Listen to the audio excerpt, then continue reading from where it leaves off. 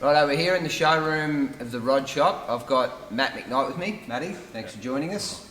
Not a problem, mate.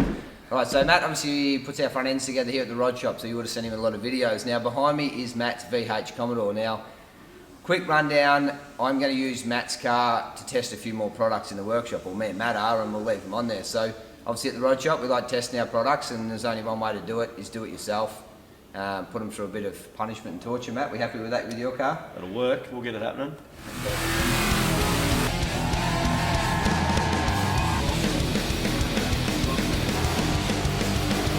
Perfect. All right, so a rundown on Matt's Commodore. Matt, when did you buy it? How old were you? 14, 15. It was just before my 15th birthday I got it. And where did we get it from? Harcourt. We're on our way back from a fishing trip from Easter, so. Perfect. Did you know the owner? I didn't at the time. It turned out it was my dad's auntie, so. Yeah, right. Well, there you go. So, now, when you first bought the car, obviously you weren't allowed to drive it home. No, definitely were not.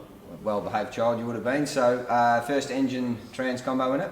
Well, it had a 2.85 litre standard in it. Yep. From day dot, and then I built a 202 for it. Obviously wasn't good enough, so we put EFI on that. And then went from EFI, I thought I'll put a low mount turbo setup on that, so I did that. Gearboxes kept falling to bits, so I put a super gearbox in it then. Then everything was working okay, so VL turbo diff, all that sort of jazz, and then went front mount big turbo, so I put a Garrett 3540 turbo on it and really wound it up until engines kept falling to bits. And very mature, nothing changes here. Matt is still like that, so we've got the burnout car and everything else here, so that's your life obviously, going fast and wrecking stuff. Trying to wreck stuff, yeah. Alright, so behind me now we have the LS in it, obviously, that's LS the world. Transmission. T56. What's at the rear? VL turbo diff. That holds together fine? Yep, seems pretty good. Yeah, right, and you drive it gently, no doubt? Yeah, pretty gently. These days? Nowadays. That's why I built a burnout car. How did you come across the LS kit? I mean, so many guys these days, it's straight on the Facebook. Yep, pretty much. Well, I had the LS laying on the shed floor that I'd bought from Facebook to put in my wagon, so I took one of my mates for a drive in that with a 6-cylinder turbo and blew the ring lands off it. Just being an idiot, I suppose, and found another full LS kit out of a VHS LE, which was really convenient with everything except for the engine. So I had the engine, mine was dead, so why not? Let's do this. Yeah, perfect. So, alright, sounds like Matt's had plenty of fun, we know that. Best memory, what would you say that would be? Probably going to Summernats with boys early on days, back when I was 19, 20 sort of thing. Back when there was no tops in the back of the ute. Yeah, all that sort of stuff. And made a big convoy out of it with all the local blokes, so it was pretty good. Yeah, perfect. With the LS kit, where is and what have we got running in the LS kit? Because I wouldn't say it's the prettiest looking LS kit on top. I think it's a bit of an early on bits of kit, but it worked for what I had to do. So. Yep. And conveniently, it had absolutely everything when I bought it, and tail shaft and everything. So just all bolted straight in, and. No, I can't beat that. No, it was pretty plug and play sort of stuff back then. So. Yeah, beautiful. So, all right. So. What we've done with our VL Commodore is we set up our own exhaust system, so a full system through to the rear. Now, we upgraded, obviously Matt's part of that as well, so we upgraded it with the K-frame spacers, LSA, a couple of side mount superchargers, and got it ready for drag challenge. So that worked really well. But the exhaust system off that is our prototype, so we've used it, it worked really well and it fitted, and we got a lot of power out of it. So we've had it redesigned, remade in full stainless. So at the moment, we're going to use Matt's car, so to drive in, drop the full exhaust system out, Rod Shop extractors, Rod Shop full exhaust system on it, and we're going to go full stainless system in it. So, and I think it probably will pretty that engine up a little bit. Yeah, hopefully it makes it look a little bit better. So you're happy to get rid of the rusty pipes? Yeah, we'll get rid of them. So, all right, we'll stay with us with the journey. We're going to take, myself and Matt, we're going to get the car into the workshop, up on the hoist, drop the exhaust system out, check over it, put the full Rod Shop system in, show you guys how easy it is to install, and we'll see what it looks like. Sounds good. All right.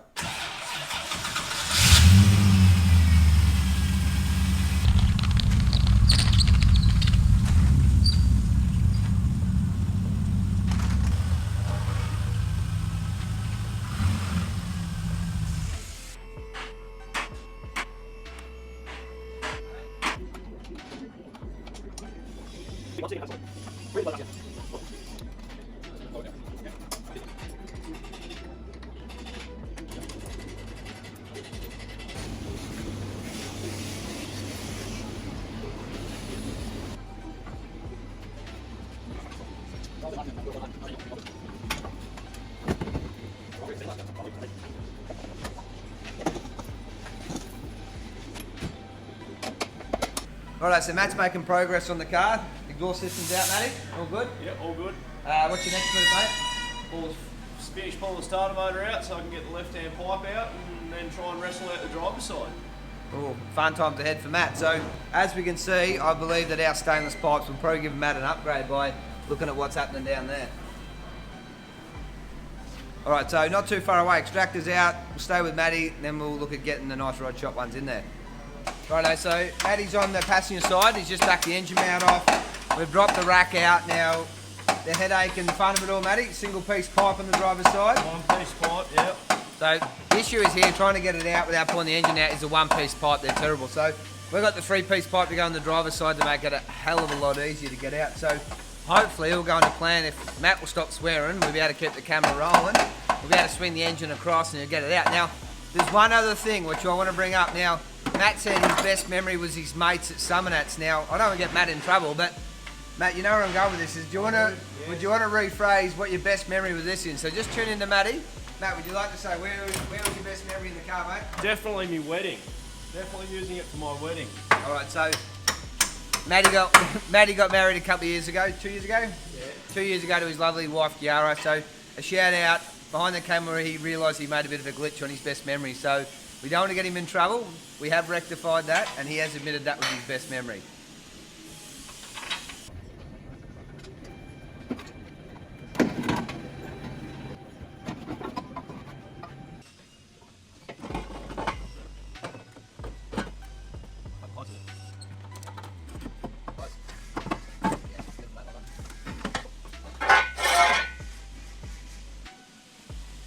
Righto, so Matty's got the exhaust system out of the car. How'd it go, Matt?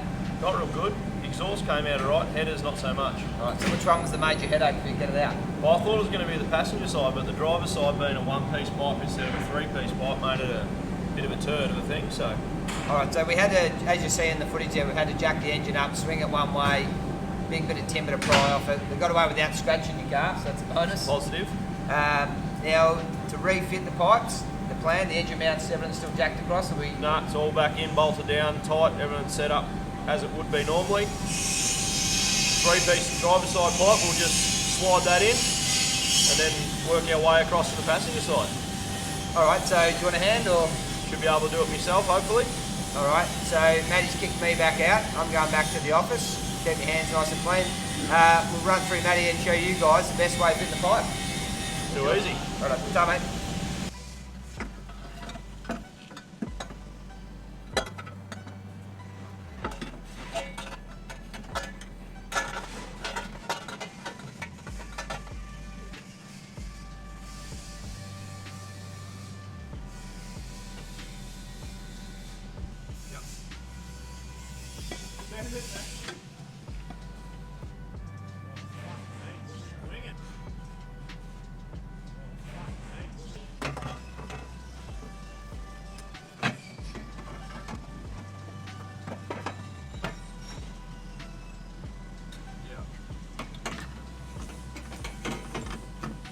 And just sit it up there out of the way. Put the pipes back in their hidey hole. So you blow the car down.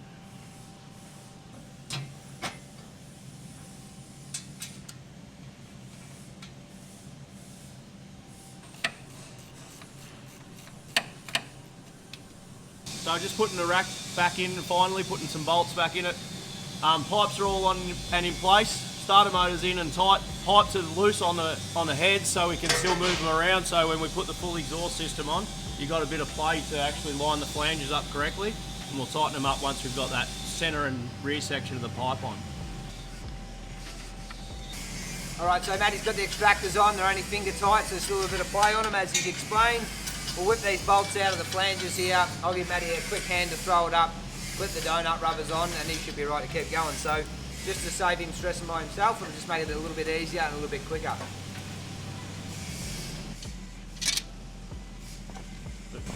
Alright, so obviously we've got no gaskets in it at the moment, but it is just a dry fit up, so it's our first prototype sample. So we'll put the whole thing together, we'll work out if it needs any tweaks or adjustments. Once we know it is all good, undo all the bolts, lube them up, bang some gaskets in, and away we go. end anyway. Yeah. You meant to drop that? Thought so. All the videos, I've never dropped anything. No, I didn't think you would have, but no, it's just I'm not quite as good as you, Mark. That's all.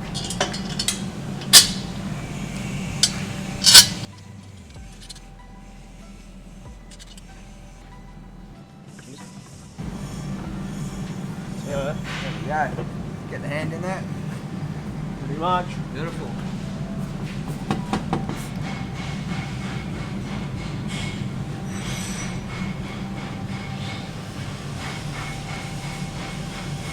Righto, so this is version number 1 or trial set. Now it's always going to be a little bit off and we always need to tweak everything we do. You may get lucky very rarely. So we have a look up here. We have a flange issue, so obviously we'll have to cut the flange, rotate a little bit, clear that. Also down the back there's a couple of spots I want to check over. So we'll get the flange bit sorted, we'll go over the rest of the car and then we'll just see what else we need to change before we get these things into production.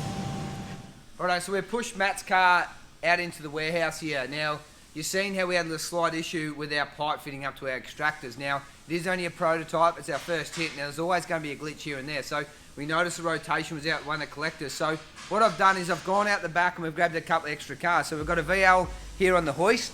The boys have just finished, well Matty's just finished prepping that one up. So it's sitting there, it's got the extractors, it's got the cross member, it's in position where it needs to be. So we've got no pipes here, but the welders had to just adjust the pipe for me. So while that's sitting here, Matty's just finishing up. So come for a stroll through the shop. And down here we've got car number 3. Now car number 3, Matt's sitting here with the adjusted pipe on it. So hopefully we'll get a bit closer.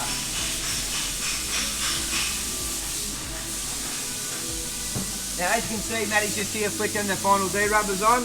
Hopefully he doesn't skin himself. Now that that's set up here, how to bolt up, Matty, by the way, all good? Yeah, sweet as a peach. Much better. So our major concern, if we swing the camera around and we have a look up here, the collector on Matty's car, we remember, was out of whack. So what we've done is we've put a scribe line down the bottom of the pipe here. You'll see where we've done the line there and we've had to rotate it 5 mil. So all we've done there is the guys have done a cut line on there, adjust it, tacked it back up, and we've tried it on our car number 3. So now that Matt's happy, or if he is happy, we'll just check that. We'll check clearances all the way through.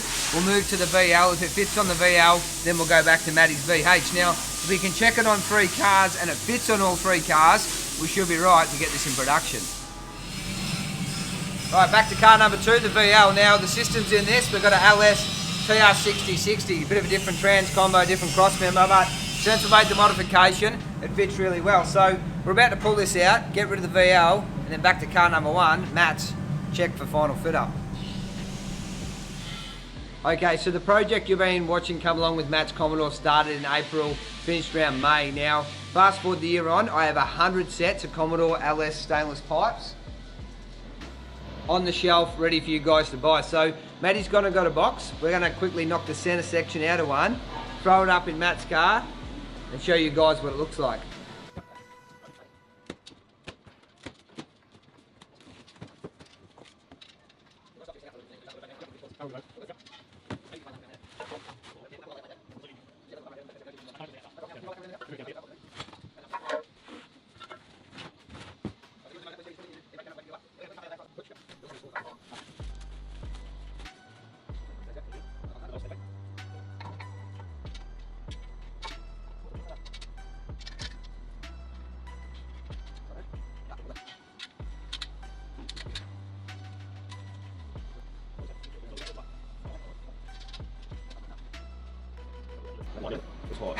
Alright, so as you're seeing, myself and Matt have quickly thrown the centre section in.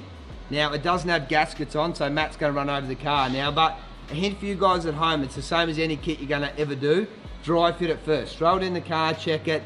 Every car may have a slight variation. You might have gone for an oversized tail shaft or something different look, plan of attack. Do it all before you put your coating on your pipe or before you do final fit up. So, dry fit first. So, I'll jump out of the way, Matty will throw some gaskets in it. Let's get this thing on the ground and fire it up and see what it sounds like. So I just tipped our bolt and gasket kit out. We've got 2.5 inch gaskets that go at the front off the back of the extractors. You've got a 3-inch one to go before the muffler. And then there's 2 3-inch ones to go on the tailpipe over the diff, just to make it easy to remove if you want to go drag racing or what. Got all our bolt kit here with Whizlock nuts. Got a couple of spanners. I've got a 14mm and a 16mm spanner. So we'll start at the front, start working our way back. We'll get it done.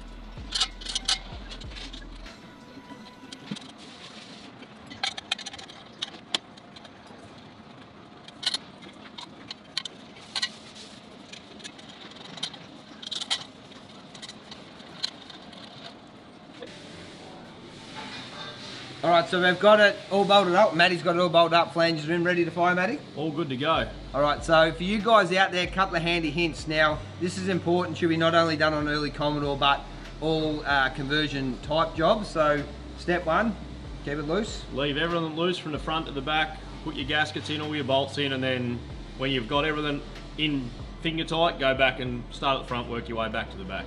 All right, so check clearances. Like we say, every car may have a slight variation. If you're lucky enough like this, it shouldn't. But along the way, you're going to get the oddball one that does. If it does, it's going to be easier to manipulate or adjust while everything's a little bit loose. So that's it. The other one other point we wanted to make. On most conversion stuff, obviously engines aren't meant to be in these cars, and most cars obviously you're doing conversions on. We went for a smaller oxy sensor. It's shorter in the body and thinner in the body. Just makes a lot more room to fit it. We got it from PEC online. Price, what were they worth roughly? About $100. No, out of Melbourne, really good to deal with. Short time, any questions I answered it, so they're really good to deal with. All right, apart from that, I reckon we're pretty well covered it. Let's get it on the ground, start it up, and then I suppose time to go for a cruise in your beast again. Yeah, better get it back out on the road. All right, let's do it.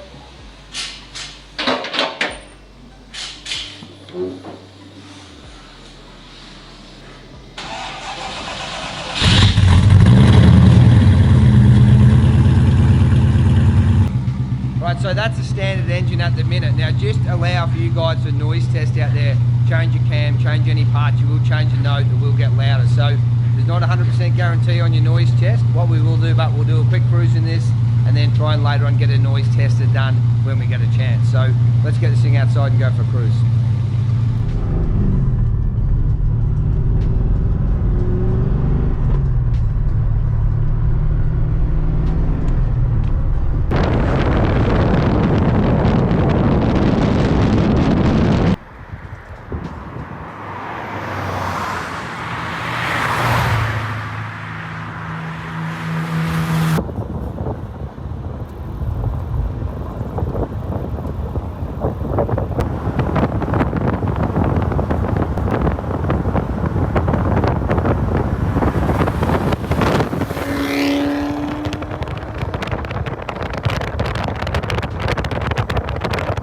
So we're here in Matty's personal shed. Car's back at home, Matty, all good? Yeah, drove perfect. No rattles, no vibrations, same as it was pretty much, so a bit louder, so it'd be better when it's got a bit of juice in the engine, so okay. All right, so Matty's going to put a camshaft and a bit of other stuff in there, so obviously we won't tell the highway patrol about that one, but all good? It's all fine. All fine. All right, so they're available now, the exhaust system, the extractors, buy one, buy both, entirely up to you guys. That'll be a wrap. Like, subscribe. Thanks again for watching.